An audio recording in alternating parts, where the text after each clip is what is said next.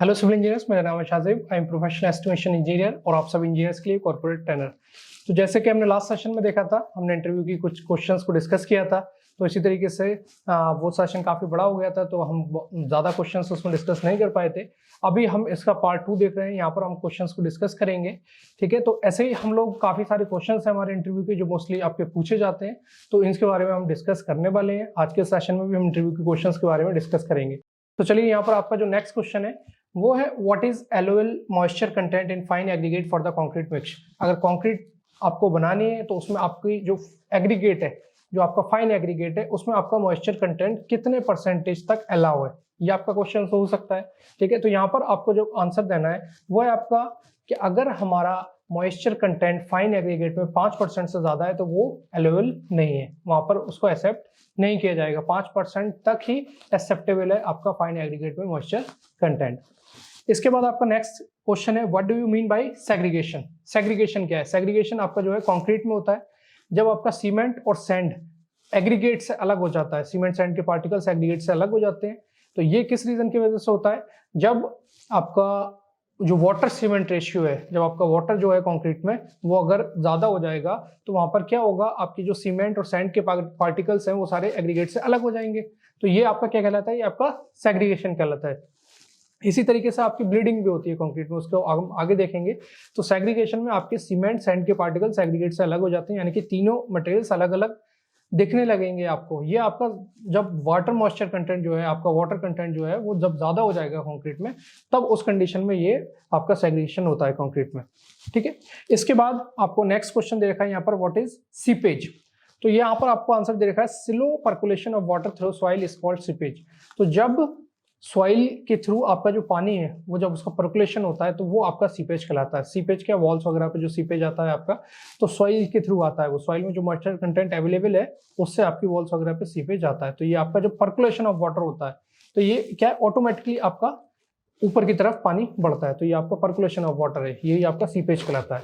इसके बाद यहाँ पर आपको नेक्स्ट क्वेश्चन दे रखा है what is the compressive strength of brick. अब ब्रिक में आपकी सेकंड क्लास की ब्रिक होती है, फर्स्ट क्लास की ब्रिक होती है, आपकी फायर ब्रिक होती है। तो यहाँ पर हम देख रहे हैं जो सेकंड क्लास की हमारी ब्रिक है उसकी जो कॉम्प्रेसिव स्ट्रेंथ है वो आपकी 70 kg पर सेंटीमीटर स्क्वायर होती है। यहाँ पर जो एरिया है वो आपको 7 सेंटीमीटर स्क्वायर में दे रखा है, स्पेसिमेंस एरिया। तो सेकंड क्लास जो ब्रिक है आपकी 70 किलोग्राम पर सेंटीमीटर स्क्वायर कॉम्प्रेसिव स्ट्रेंथ की होती है। और सेकंड क्लास जो हमारी ब्रिक है वो हम यूज करते हैं फाउंडेशन में। जब आपके वॉल्स की फाउंडेशन बनाई जाती है तो वहां पर हम सेकंड क्लास यूज करते हैं। Above the ground level first class की आपकी ब्रिक यूज की जाती है। तो फर्स्ट क्लास जो आपकी ब्रिक है उसकी जो कॉम्प्रेसिव स्ट्रेंथ है वो 105 किलोग्राम पर सेंटीमीटर स्क्वायर है, और जो फायर ब्रिक है आपकी उसकी जो कॉम्प्रेसिव स्ट्रेंथ है वो आपकी 125 किलोग्राम पर सेंटीमीटर स्क्वायर है। ठीक है, इसके बाद हम देखेंगे नेक्स्ट क्वेश्चन। तो नेक्स्ट क्वेश्चन में हमें यहाँ पर दे रखा है how do you check the quality of cement on site. अगर आपको सीमेंट की वहां पर क्वालिटी साइट पर चेक करनी है तो आप उसको कैसे चेक करेंगे।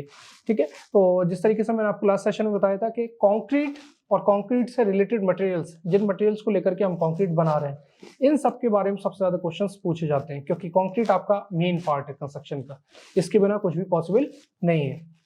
तो यहाँ पर हम देख रहे हैं कि अगर हमें सीमेंट की क्वालिटी चेक करनी है तो हम कैसे करेंगे। तो यहाँ पर आपके कुछ पॉइंट्स दे रखे हैं, इन पॉइंट्स के थ्रू हम सीमेंट की क्वालिटी को चेक कर सकते हैं। जैसे कि सबसे पहले आपको देखना है डेट ऑफ मैन्युफैक्चर।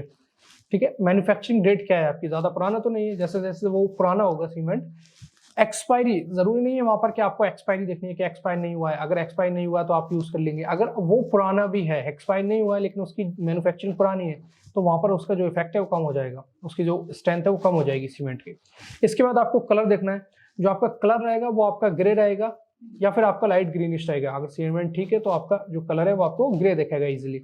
इसके बाद एक पॉइंट आपको दे रखा है यहाँ पर फ्लो टेस्ट। तो फ्लो टेस्ट भी किया जाता है, पानी में आपको सीमेंट को डाल करके फ्लो टेस्ट किया जाता है।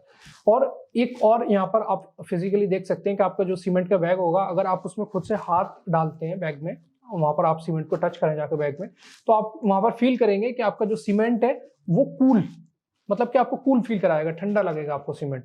तो ये आपकी सीमेंट की क्वालिटीज चेक करने के कुछ पॉइंट्स हैं, हम साइड पर चेक कर सकते हैं इसको।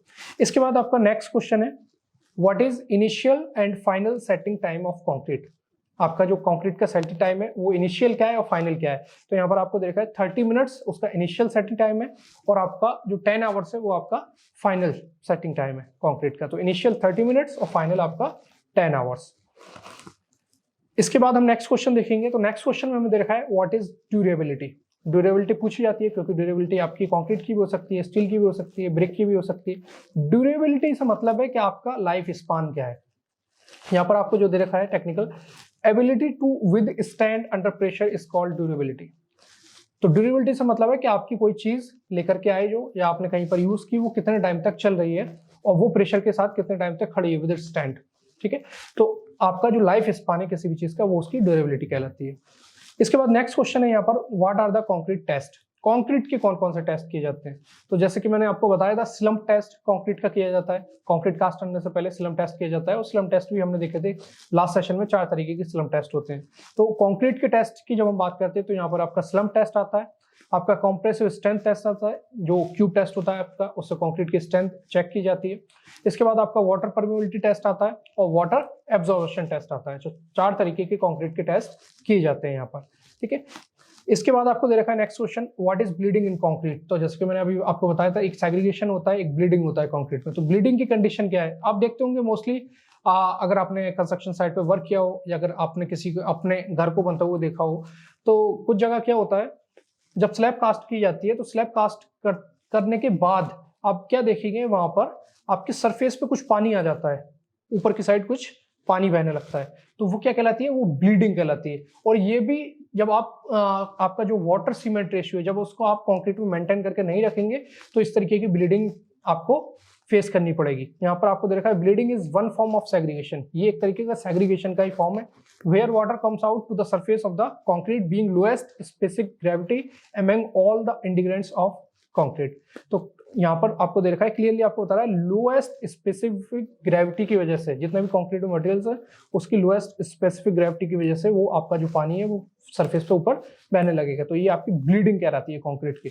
लेकिन ये इसका जो मेन रीजन है वो आपका वही है कि जब आप वाटर सीमेंट रेशियो को मेंटेन करके नहीं रखेंगे तो इस तरीके की चीजें आपको फेस करनी पड़ेंगी, चाहे आपका सेग्रीगेशन हो या फिर आपका ब्लीडिंग हो कंक्रीट में। इसके बाद हम देखेंगे what is the name of machine to get compression test. जब आपका कंप्रेशन टेस्ट किया जाता है तो उसके लिए कौन सी मशीन यूज की जाती है। यहाँ पर आपको देखा है यूनिवर्सल टेस्टिंग मशीन, यूटीएम आपकी यूज की जाती है कंप्रेशन टेस्ट के लिए। नेक्स्ट क्वेश्चन है आपका, which is the tallest man made structure in the world. तो ये क्वेश्चन बहुत ईजी है, बहुत लोग इसका आंसर जानते हैं, जो आपके सिविल इंजीनियर्स भी नहीं है वो लोग भी इसको जानते हैं। लेकिन ये क्वेश्चन आपसे पूछा जा सकता है कि आपकी दुनिया की सबसे ऊंची बिल्डिंग कौन सी है। तो as you know, Burj Khalifa with 828 metre height. ठीक है, इसके बाद नेक्स्ट क्वेश्चन है हमारा, according to you what is that important quality that a civil engineer should possess. Civil engineer में कौन सी इंपॉर्टेंट क्वालिटीज होनी चाहिए। तो ये क्वेश्चन का आंसर अगर मैं देता हूं, मेरे परसेप्शन अलग है, मैं अलग सोचता हूं, आप लोग अलग सोचते हैं, तो आपका पॉइंट ऑफ व्यू अलग हो सकता है, मेरा पॉइंट ऑफ व्यू अलग हो सकता है। तो अगर मुझसे बात की जाए कि सिविल इंजीनियर का सबसे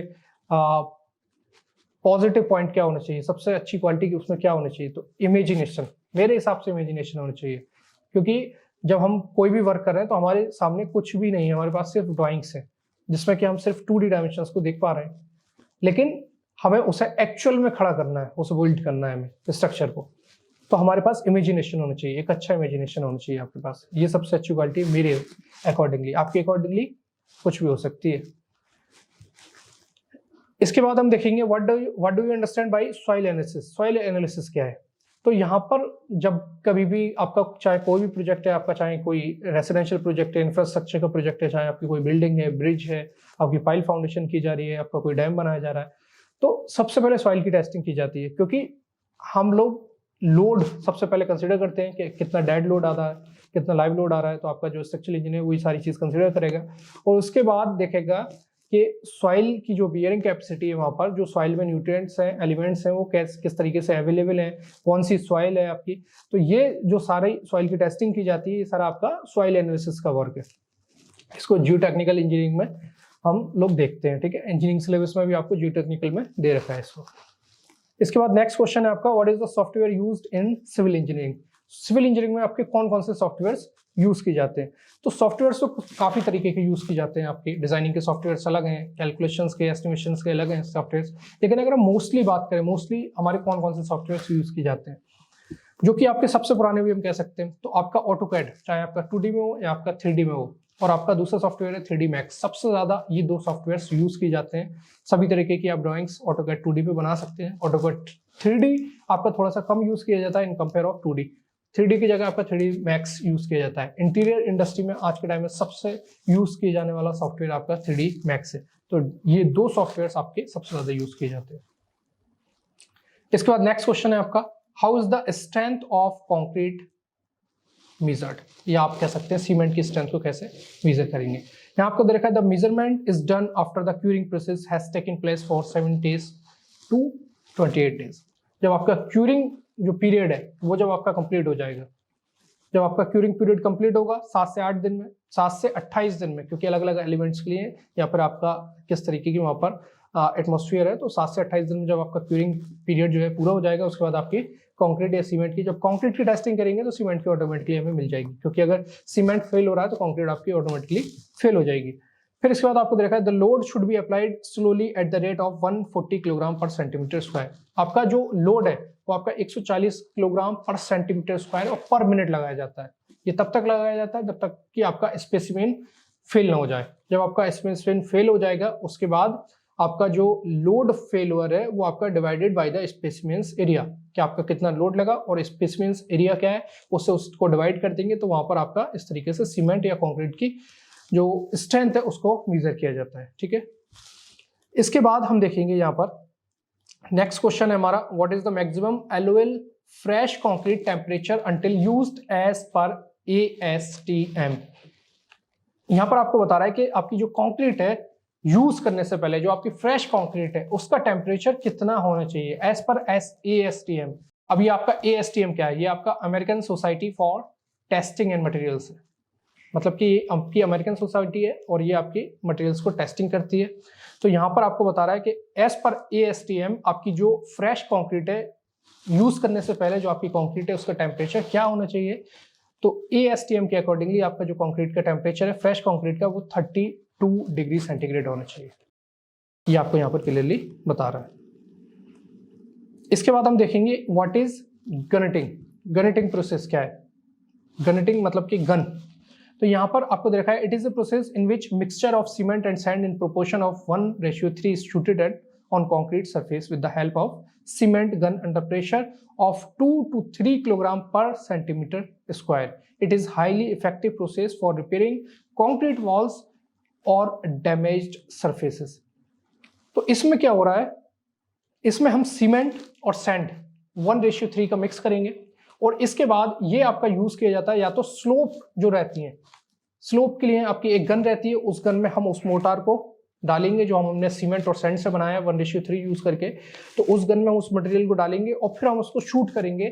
चाहे आपका स्लोप है तो स्लोप पे आपका शूट किया जाएगा, या फिर आपकी जो रिटेनिंग वॉल्स हैं, जो आपकी RCC जो वॉल्स है, ठीक है, उन पे क्या होता है हनीकॉम आ जाता है। कभी कभी आपका ठीक से कंक्रीट का कॉम्पैक्शन नहीं हो पाया, उसकी वजह से कहीं कहीं गैप रह गया, आपका हनीकॉम आ गया, या फिर आपकी पुरानी वॉल्स है उनका आपको मेंटेनेंस करना है, उनकी कोर्स जड़ गई हैं। तो इस तरीके से जब भी कोई चीज़ होती है तो यहाँ पर आप क्या करते हैं, गनेटिंग करते हैं, लेकिन अभी इंडिया में इसको कम यूज़ किया जाता है। अभी आपका आउट ऑफ इंडिया ये काफ़ी ज़्यादा यूज़ किया जाता है गनेटिंग। तो इसमें हम या तो स्लोप के लिए यूज़ करते हैं या फिर हमारी जो कंक्रीट वॉल्स हैं उनके हनीकॉम को ठीक करने के लिए, उनको मेंटेन करने के लिए हम ये गनेटिंग करते हैं।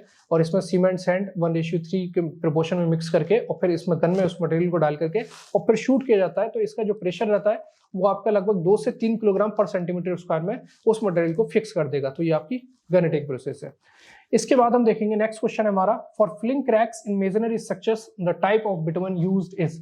मतलब कि अगर आपका कहीं भी गैप है, लाइक इन ब्रिक वर्क, जो आपका ब्रिक मेसनरी है उसमें अगर आपका कहीं भी कोई गैप आ रहा है, कोई आपका गैप छूट गया रह जाता है जब कंस्ट्रक्शन करते हैं साइड पे, तो वहां पर हम जो बिटुमेन यूज करेंगे वो आपका प्लास्टिक बिटुमेन होगा। ठीक है, इसके बाद नेक्स्ट क्वेश्चन है हमारा, what is the process of covering of concrete placed on the exposed top of an external wall. तो यहाँ पर आपको बता रहा है जो आपकी रिटेनिंग वॉल्स है, जो आपकी रिटेनिंग वॉल्स है, जो आपकी RCC वॉल्स है, उनकी जो टॉप जो हम कवरिंग करते हैं ऊपर से, जब उसको हम टॉप कवरिंग करेंगे तो उसको हम क्या बोलते हैं, उसको हम बोलते हैं कॉपिंग।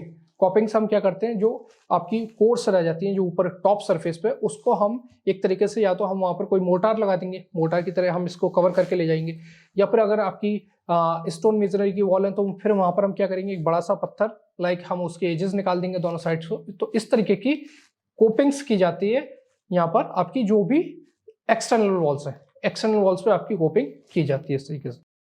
आई होप तो ये सारी चीजें आपको समझ आई होंगी, कैसे अगर इस तरीके के क्वेश्चंस आते हैं तो कैसे आपको आंसर करना है उनका, ठीक है। तो यहाँ पर आई होप सारी चीजें आपको समझ आई। तो इस वीडियो को प्लीज लाइक कीजिए, इस वीडियो को शेयर कीजिए और हमारे रीइंफोर्स के चैनल को सब्सक्राइब कीजिए।